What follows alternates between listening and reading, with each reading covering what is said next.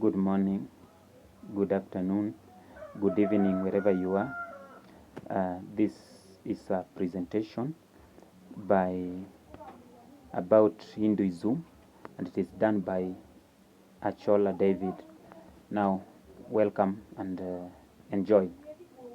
We shall look at some of the historical background of Hinduism, and then we check some of their teachings and their beliefs, and then we check the concept about the supernatural being or the supernatural power, and then we see some of their civilizations or the contribution of Hindus to the world, like their civilization. So let us check the historical background of Hinduism as a religion.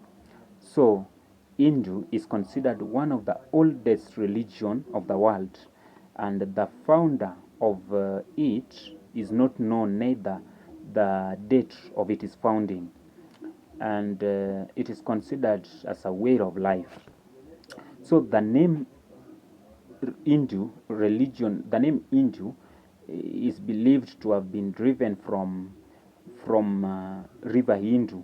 That is a very large river in India, and then originally Hinduism was known as Arya Dharma, which is Aryan way. So it is much of way of life or culture. So today you find that Hindus are all over the world and they practice that their culture.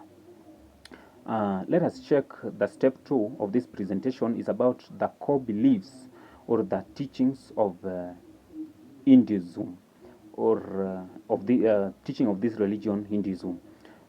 So we find that in respects to its teachings, it is regarded as a very complex religion, and it has no specific doctrine.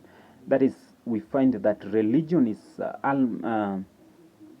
amalgam of many beliefs loosely held together. And for example, we find that it does not have specific understanding of the universe. That is, they believe that the universe is so vast and it can never have been created, but rather it has always existed. Concerning the human destiny, they teach, the religion call it transmigration. So concerning the human destiny or transmigration, they teach that human being has an indefinite number of lives, which are lived in a series of birth, death, rebirth, and then redeath, in a circular movement which goes until the soul is refined enough to attain ultimate liberation, which is known as moksha. So moksha, that is the ultimate liberation. So you find that it is like a paradise to them.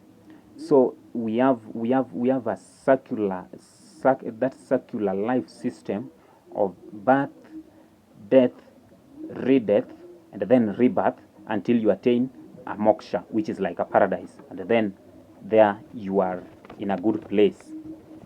Then let us check again their teaching about what we call the social stratification. This is, they talk of, it is known as caste system. So we find caste system is just hereditary social classes which are separated, but they relate together. They chiefly relate together within each other. Like if you are in this social class, you relate with those people, and then the other class also relates. So they have 5 social classes. One of them, they call it Brahmina, that is priesthood class or priest class. And then they have this class, they call it courtiers. Courtiers is warriors class. The warriors class is courtiers, and then they have this class which they call vicious. Vicious is traders class. So there is traders, and then there is this class, they call it Shudras. Shudras are laborers class. Now the classes brings the quality on one in the society, and it is based, the class is based on their ability. Like if you find the warriors, they have their duties and whatever they can do, the priests and even the traders, and then the laborers. So the social class puts them in your social status. And then the caste system also do not share, as in the social class of warriors cannot share with the priest, or rather the trades or whatever. So they even forbid inter-caste marriage. So that is not there in the Hindus religion, that this social class, it is forbidden that they don't meet, they don't mingle.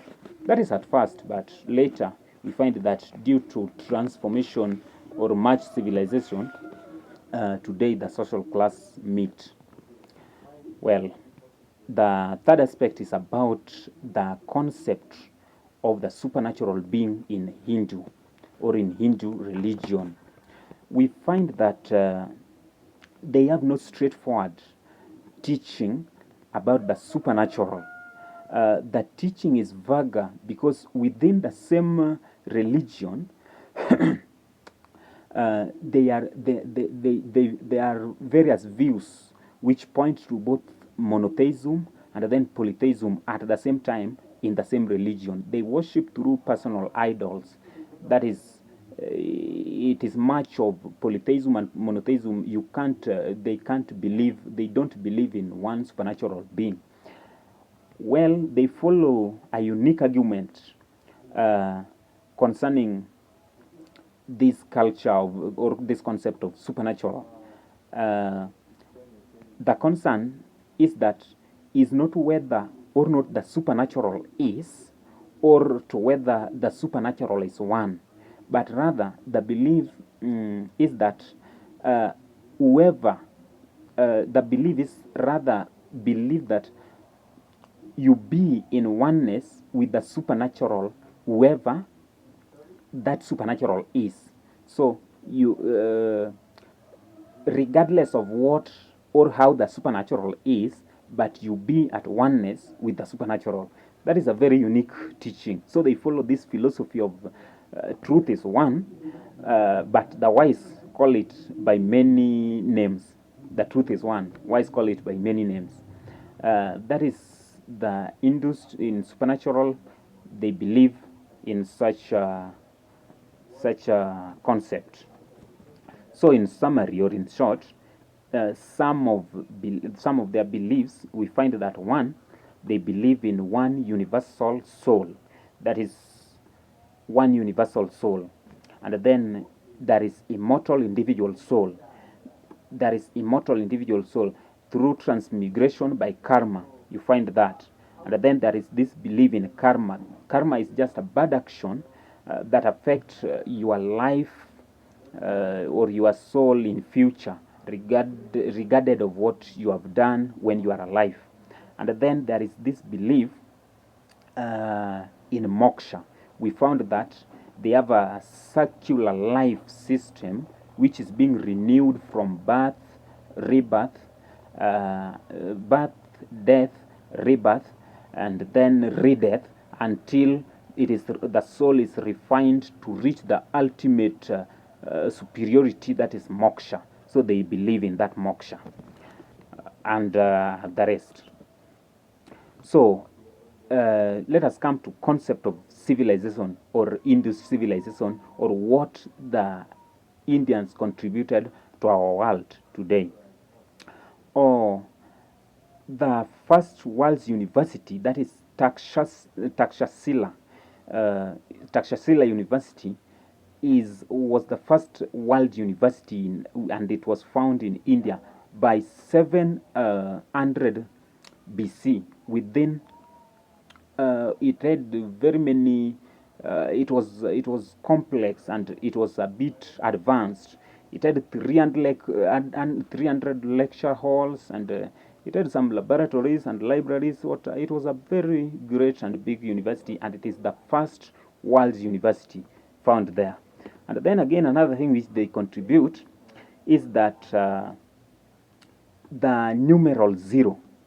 The numeral zero, if you check the Babylonian civilization, you get that Babylonians also used it actually only to signify uh, an absence or absent thing or number or something absent. So the Babylonian civilization, it was used just to present absence.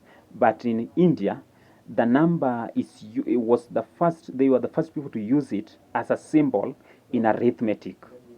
So that is their achievement.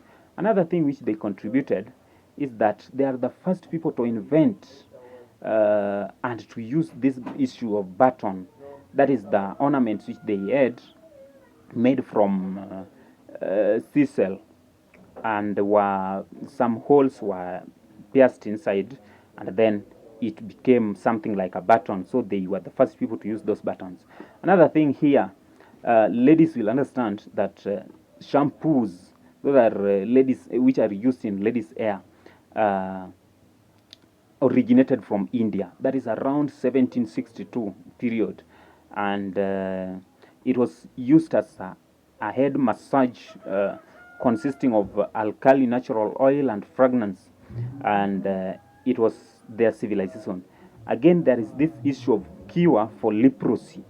You find that in long time there was this issue of leprosy, of which we don't understand or we don't get today, but it was there for long. So the cure was first found in India. And then the issue of USB in electronics was developed and defined by somebody known as J. Bett, and he was an American Indian computer architect. And is also credited for various chipset improvements. Finally, there is this issue. They describe trigonometric functions, that is the sine and verse sign in mathematics. Uh, that was done by Indian astronomers by fifth century. So you find that Indians also contributed a lot to our world, and it is a very great and complex civilization in this world. But today we find that they are all over, and even they mixed even their caste system, and due to this civilization or much light today, even the caste system meet together. And let me say that is all about what I have concerning Hinduism. Thank you very much for listening, and be blessed.